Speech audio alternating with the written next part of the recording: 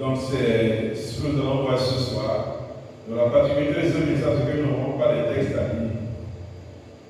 Nous n'aurons pas de textes à lire, nous allons beaucoup plus commenter. Alléluia. Que de faire une étude de texte. Donc, on peut souvent se poser la question de savoir qui peut servir Dieu.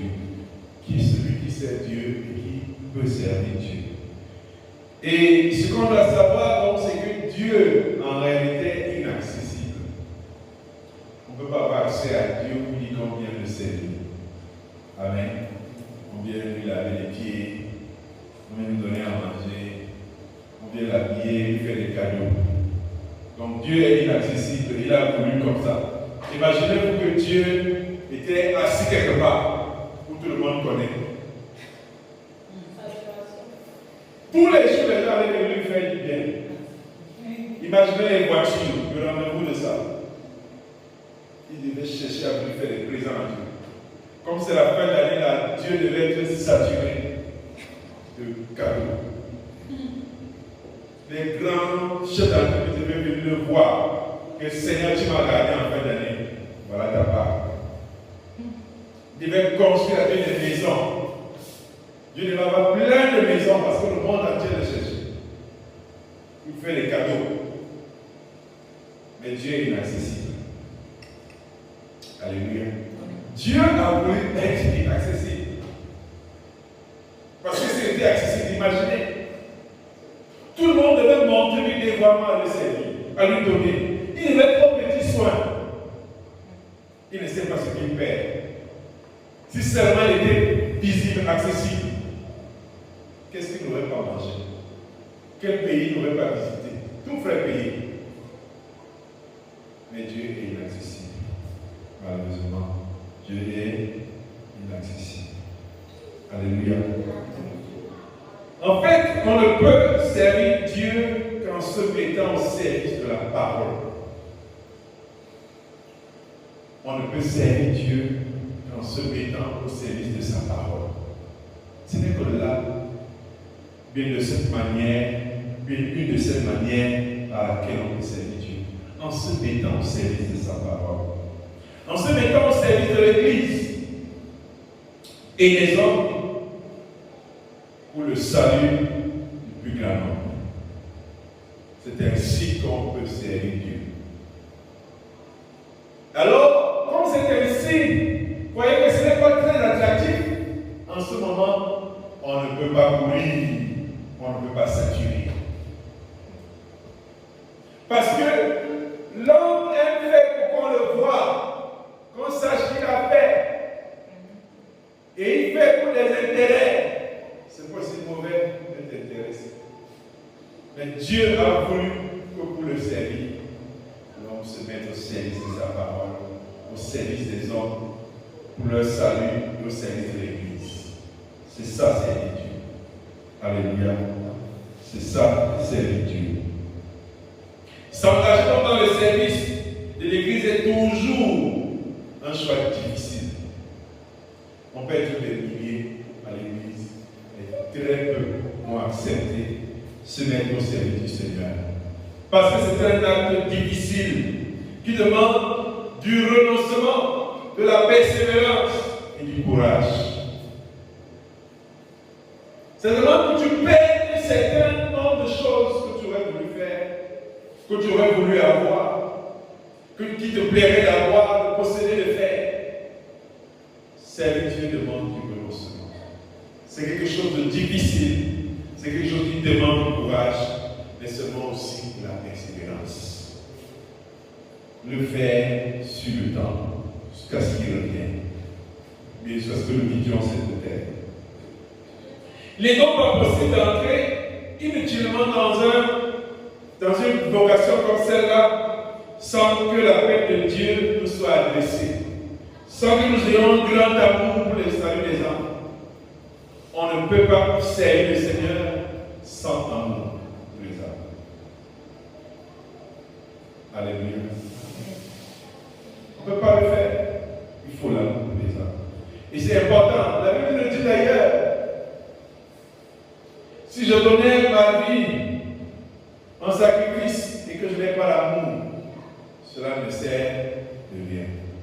Donc tout ce que je fais pour le Seigneur, c'est important qu'il y ait de l'amour. Et le Seigneur veut que nous ayons de l'amour pour les âmes. Si ce sentiment ne t'habite pas, ça doit faire l'objet de tes prières. Seigneur, donne-moi d'être passionné pour le salut des âmes. Donne-moi d'être animé de cette envie de voir le monde sauvé. Seigneur, je ne ressens pas encore ça dans mon cœur. Cela ne pèse pas encore dans mon cœur. Seigneur, je prie que tu m'animes de ce désir, de cette soif, que j'ai envie de marquer le monde. Est-ce que les gens viennent à toi? J'ai envie d'être utile. Chacun dans sa position pour que les âmes soient sauvées. Alléluia. Tu dois prier pour que ce désir t'habite, parce que c'est là que commence le service du Seigneur. La question que nous pourrions se poser serait: comment se manifeste l'appel de Dieu dans la vie d'un disciple de Jésus? Comment se manifeste cet appel de Dieu dans la vie du disciple de Jésus? Nous allons voir quelques éléments qui vont nous aider à voir cette manifestation de cet appel. L'élément le plus important pour entendre effectivement l'appel de Dieu, c'est d'avoir un désir profond de le servir. Il faut avoir un désir profond de servir le Seigneur. Je veux être utile. Ça veut dire que parmi tes sujets de prière, tu peux dire: Seigneur, donne-moi d'être une bénédiction pour quelqu'un. Donne-moi d'être un sujet de joie pour quelqu'un. Donne-moi d'être quelqu'un qui impacte les autres. Tu dois être animé de ce désir-là. Tu ne peux pas commencer à servir le Seigneur s'il n'y a pas ce désir dans ton cœur. Si ton désir encore de te servir, si ton désir encore de profiter de Dieu, tu n'es pas encore prêt pour le service du Seigneur. Alléluia. Le Seigneur a encore un moyen que tu utilises pour t'épanouir. Mais tu dois être celui que tu dis: Seigneur, envoie-moi. Seigneur, équipe-moi. Seigneur, donne-moi de marquer des vies. Donne-moi d'être, faire la joie de quelqu'un. Le désir de servir. C'est là que commence l'appel du Seigneur, le désir de servir. Alléluia. Nous avons vu David qui c'était ce jeune homme dans son coin, qui ne demandait rien, il menait sa vie en paix. Jeune homme, on lui demande de venir. Il vient simplement pour accompagner ses frères, leur remettre à manger, et en lui le désir du service. Dans le cas de David, il a ce désir du service, et il ne s'intéresse pas à la situation. Qu'est-ce qui se passe ici? On dit que ça fait des jours qu'on est là, il y a un monsieur qui nargue, qui nous insulte tous les matins et les soirs. Pendant 40 jours, nous sommes là. Il dit: mais attends, qu'est-ce qui ne va pas? Comment un incirconcis peut insulter l'armée du Dieu vivant? C'est quelque chose qui ne passe pas dans sa tête. Donc s'il n'avait pas le goût du service, il ne se serait pas intéressé à ça. Si David n'avait pas le goût du service, quand le loup ou le lion venait de récupérer une brebis, il serait dit: je ne mets pas ma vie en danger. Et parce qu'il a le goût du service, il s'en est occupé. Alléluia. Donc, trois éléments déterminants que nous allons voir. Le premier, le Seigneur regarde d'abord au cœur. Pour que l'appel se fasse, le Seigneur regarde au cœur. Il voit le cœur. Et dans le cœur, il voit l'amour pour Dieu. L'amour pour sa parole. L'amour pour le peuple. L'amour pour les âmes. Dieu regarde d'abord ça dans le cœur. Pour qu'il t'adresse cet appel, il faut qu'il voit dans ton cœur l'amour pour Dieu. L'amour pour le peuple. L'amour pour le service. L'amour pour le salut des âmes. Dieu veut le voir dans le cœur. Quand il identifie ça dans les cœurs, il dit: oui, il y a l'appel que je vais envoyer là-bas. Alléluia. Il connaît le cœur, il connaît les pensées des hommes. Lui seul les connaît et personne ne peut tromper le Seigneur. Il voit. Il sait dans quel cœur il y a l'amour pour ses âmes. Il y a cette passion, ce désir de les voir sauvés, ce désir de les voir se détourner. Dieu voit ce désir. Et c'est fondamental que l'appel de Dieu soit adressé à son enfant. Alléluia.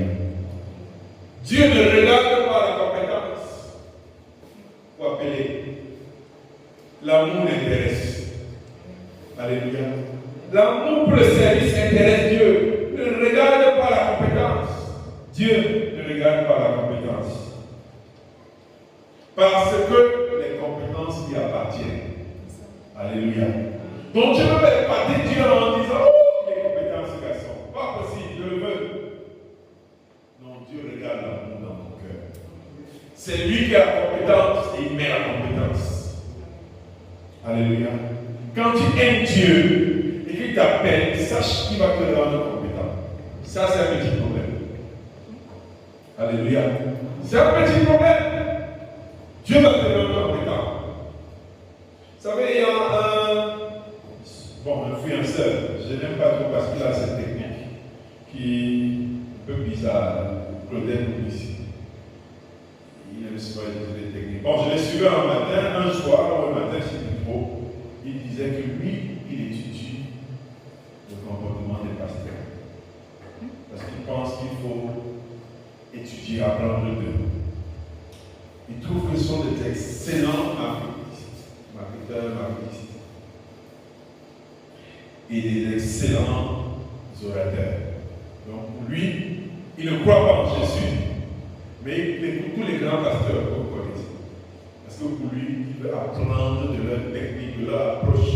Bon, c'est malsain dans son sens, parce que lui, il estime que ce sont des manipulateurs. Donc lui aussi apprendre. Ça va de manipulation sur les pasteurs. Mais quand vous regardez ces gens, ce n'est pas qu'ils sont venus étant comme ça.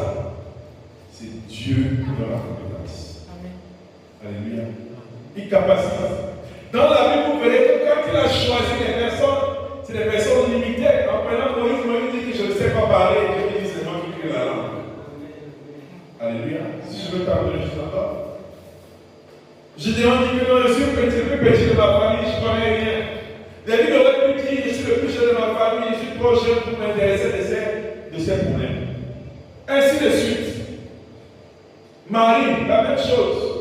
Dans discuter avec une voisine qui me disait que non, Marie doit être vénérée parce qu'elle est la servante du Seigneur. Et puis, je suis le serviteur du Seigneur. Donc, je dois être vénérée. Qu'est-ce que Marie a fait de mérite qu'Abraham n'a pas fait? Ce n'est pas une question de compétence. Tous étaient faits, limités. Leur particularité, c'est qu'ils ont obéi à la paix. Mais avant ça, il n'était que des personnes aussi simples que ça. Alléluia. Donc c'est Dieu qui capacite, c'est Dieu qui donne les capacités de faire. La compétence. Donc tu ne peux pas dire que non, je ne sais pas Seigneur parce que je ne peux pas. Tu mens. Dis que parce que je ne veux pas. Parce que je n'ai pas l'amour. Parce que je n'ai pas la passion. Parce que Dieu donne l'intelligence. Et moi j'aime la Bible. Il dit à celui qui demande de sagesse, qui prie à Dieu donne. Et après c'est avec précis qui donne sa mesure. Comment tu peux dire que tu ne peux pas? Dieu te dit qu'il n'y a pas besoin que tu saches faire. Et seulement l'amour. Moi je ne peux plus du reste. Je t'ai rendu capable de faire. Alléluia. Je t'ai rendu capable de faire. C'est quelque chose qui brûle dans ton cœur et que tu te sens faire. Ce n'est pas mauvais de dire à Dieu, Seigneur, je ne peux pas. Donne-moi la force. Il n'est plus de compter avec quelqu'un qui connaît. Il sait qu'il ne peut pas être seulement qu'il peut. Je lui donnerai la compétence. Alléluia. Moi, je suis un prédicateur et prédicateur quand j'étais assis. Je me demandais comment un pasteur était pour prêcher 1 heure de temps. D'où lui vient l'inspiration. Moi, je voyais comme une 5 minutes, c'est beaucoup. Tu dis, je trouvais les inspirations pour parler pendant 1 heure comment. Moi, j'étais émerveillé quand je voyais prêcher. Et donc, Dieu, finalement, c'est comme il voyait rester là pendant qu'il a la capacité. C'est Dieu qui donne la capacité. Alléluia. C'est Dieu qui donne la capacité. Si tu es passionné, si tu peux donner le service, il va te donner la capacité. Alléluia. Moi, je le crois. Nous avons besoin des musiciens. Si un qui ont l'amour pour le service, Dieu va le donner. Talent ou pas talent, Dieu va déposer. Alléluia. Il y a plein de choses que nous voulons les ouvriers du Seigneur. Si tu sens le désir de mettre avec le service, Dieu te donne l'intelligence. Donne la capacité. Il n'y a pas de limite, c'est Dieu qui donne la compétence. Nous avons besoin de savoir si tu es né avec ou tu n'es pas né avec, ça c'est ton problème là-bas. Tu veux, Dieu donne. Alléluia. Il te capacite.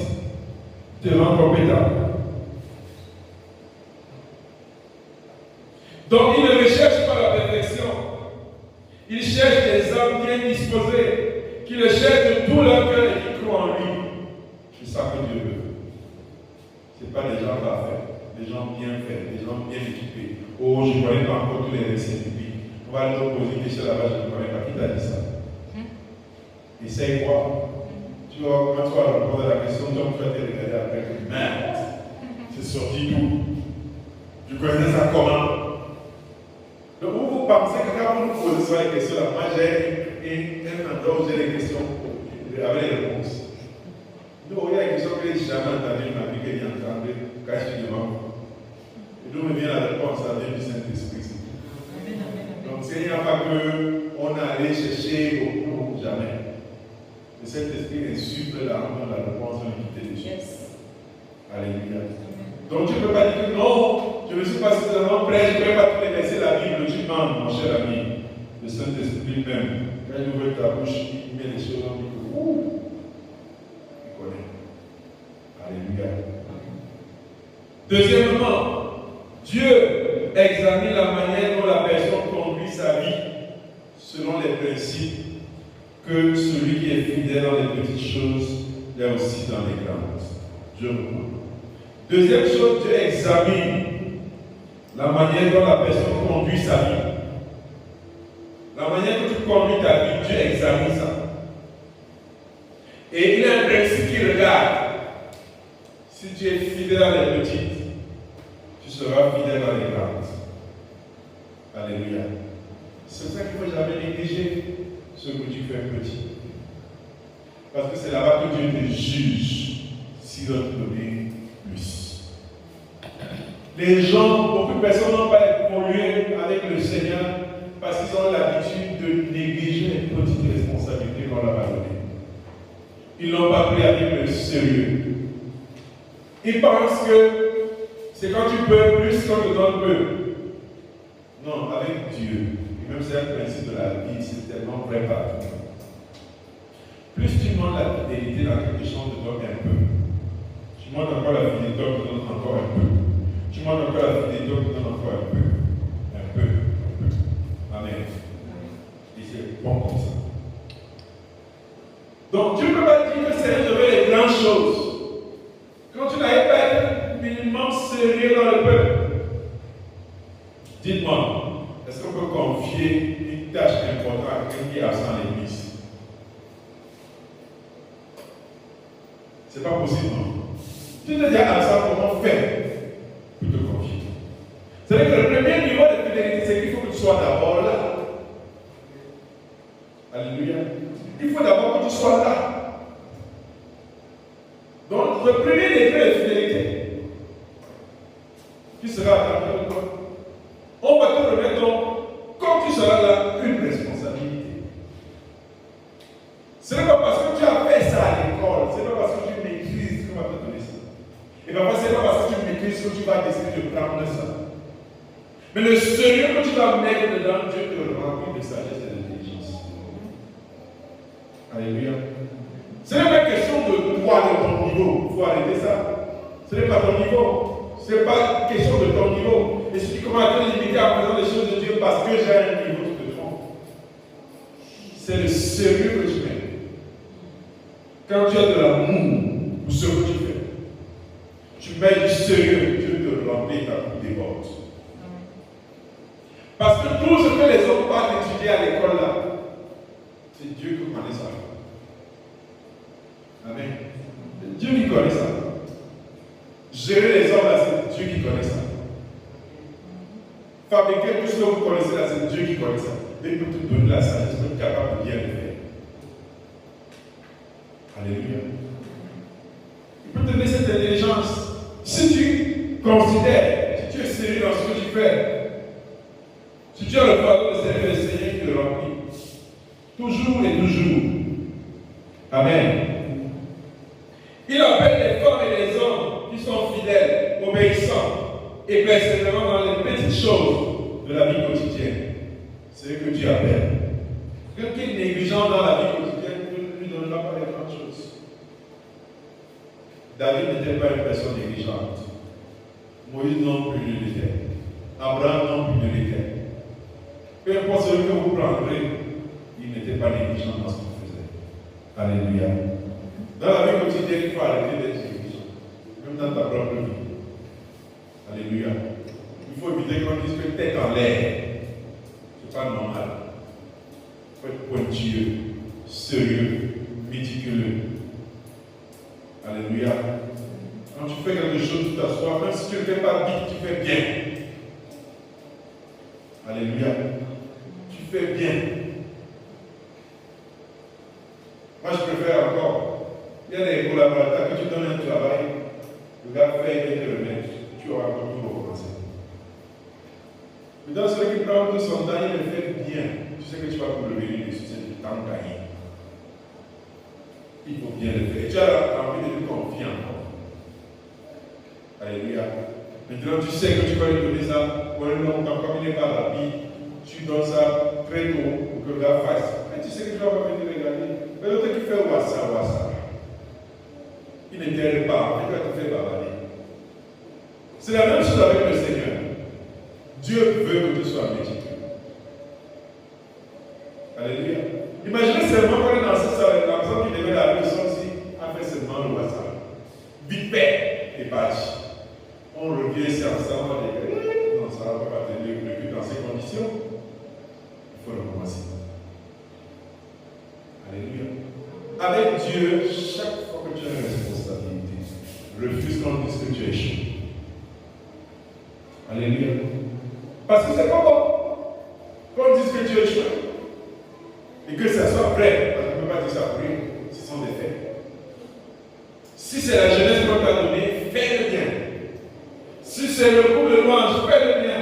Si c'est la musique, fais le bien. Si c'est la modération, fais le bien. Si c'est le protocole, fais le bien. Si c'est la cuisine, fais le bien. Peu importe ce qu'on te donne. Du maximum que tu peux, tu t'investis. Même si tu ne l'as pas fait superbement bien, mais tu l'as fait à la mesure de ce que tu peux faire. Et Dieu te remplit encore pour que la prochaine fois tu fasses encore mieux. Alléluia. Le service du Seigneur, c'est ça. Donc Dieu regarde celui de la vie quotidienne. Il voit l'obéissance et la persévérance dans les choses du quotidien. Dans le travail, dans la famille, dans l'église, dans la vie spirituelle personnelle, Dieu regarde ça.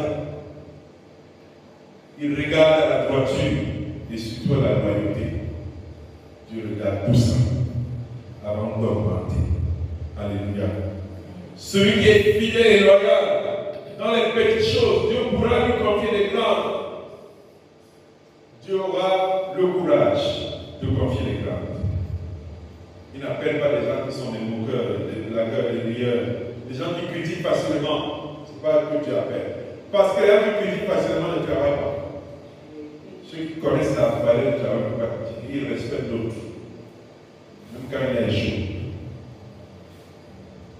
Mais vous savez, aujourd'hui, avec les réseaux sociaux, n'importe quel brouillon dans un quartier peut se placer avec l'insulte. Il te critique. Il te critique, pourtant, dans sa propre vie, il est zéro. C'est-à-dire qu'il n'a jamais commencé un projet dans sa vie. Mais le gars insulte quelqu'un d'autre qui a commencé. Il insulte. Il le traite d'incompétent. Mais lui, là, on ne le connaît même pas dans sa famille. C'est lui qui va acheter souvent les jus. Les gens arrivent. Mais comme il a la connexion de sa famille, il insulte. Lui seulement est connu pour les faits divers, vol, bagarre, et tout ce pour ce qu'on le connaît. Mais il a devenu compétent pour démissionner. Parce qu'il a la connexion de sa femme. Malheureusement, il ne connaît pas la valeur du travail. C'est ça qu'il peut facilement dire, oh, tel n'est pour rien, tel ne sait pas faire, tel ne peut pas, il aurait dû faire, il pouvait, parce qu'il ne connaît pas la valeur du travail. Dieu ne remet pas les critiqueurs par excellence. Ceux qui critiquent facilement, non, loin de là. Il appelle les femmes et les hommes qui respectent l'autorité en place. On a vu l'exemple de David. Alléluia. Il respectait l'autorité en face. Il respectait la vie de Saül. Il a dit, rien au monde ne toucherait la loi de l'Éternel. Moi, j'ai peur de l'ancien. Je ne touche pas. Parce que c'est Dieu qui institue les autorités. Alléluia. Et dans l'église, tu as les anciens, tu as les pasteurs, les docteurs, les enseignants qui ont une autorité déléguée de Dieu. Il faut respecter ça. Alléluia. Parce que demain, tu seras sur la place.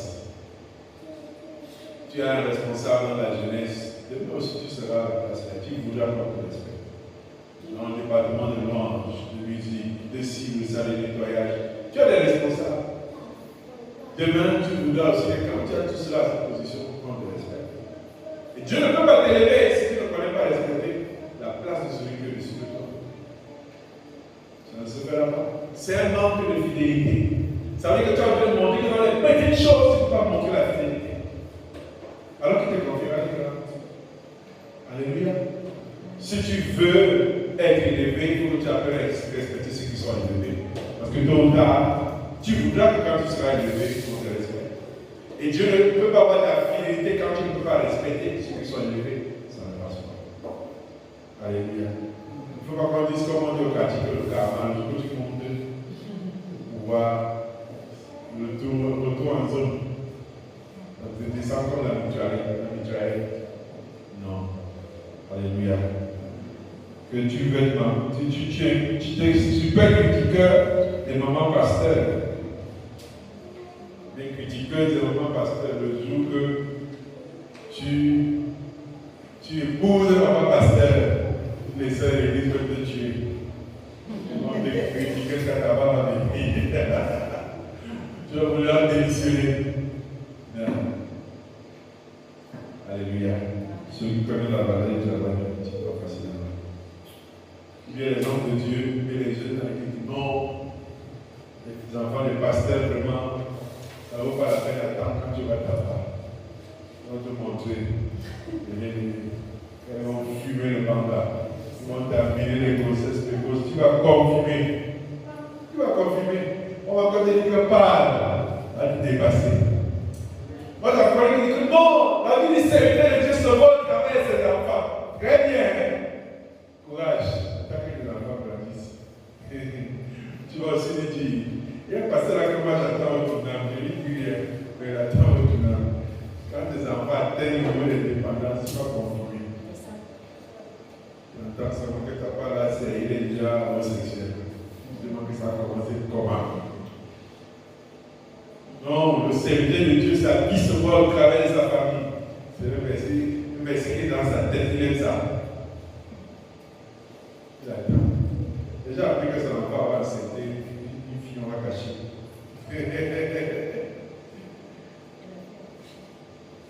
Donc, attention. Qui dit que c'est facile. Mais ceux qui sont passés à l'école, ne critiquent pas facilement. Troisième chose, et dernière que nous allons voir ce soir, c'est que le Seigneur cherche un cœur prêt à accepter ses plans. Le Seigneur cherche un cœur prêt à accepter ses plans. Quel qu'il soit, et quelle que soit la discipline qu'il impose, le Seigneur veut ce cœur qui est prêt à accepter ses plans. Il attend de ses serviteurs une obéissance par adhésion et par amour, et non par obligation ou par conformisme. Dieu ne veut pas les personnes qui se sentent obligées, les personnes qui le font par amour. Les personnes qui se déploient, non parce qu'il faut faire comme ça, ou bien la mode c'est comme ça, mais par amour et par adhésion. Je donne ma volonté à Dieu et je le fais. Donc le Seigneur cherche un cœur prêt à accepter ses plans, quel qu'il soit, et quelle que soit la discipline que l'amour vient le prix à payer. Il attend de ses serviteurs une obéissance et une adhésion par amour et non par obligation ou par conformisme.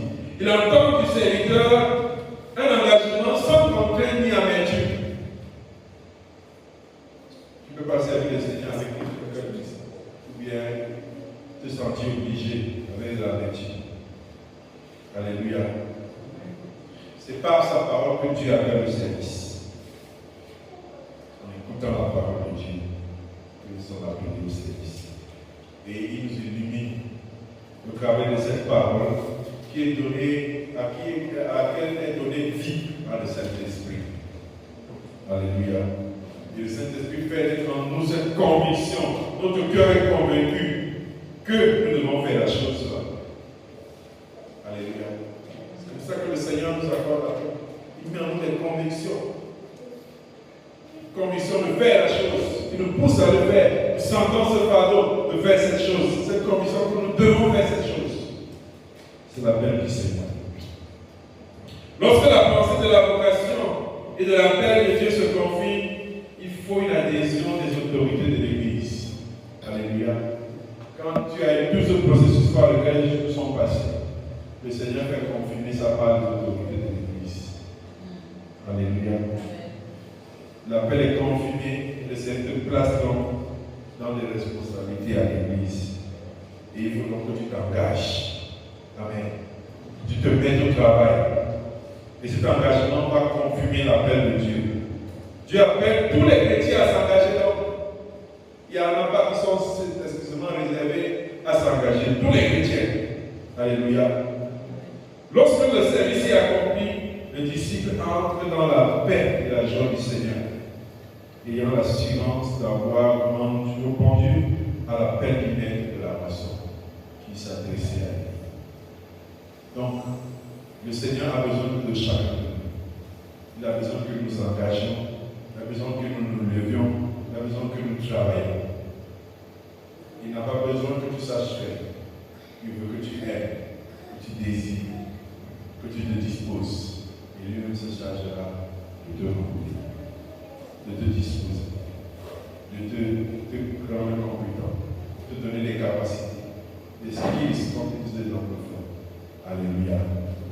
Que le Seigneur vous bénisse pour cette parole. Amen.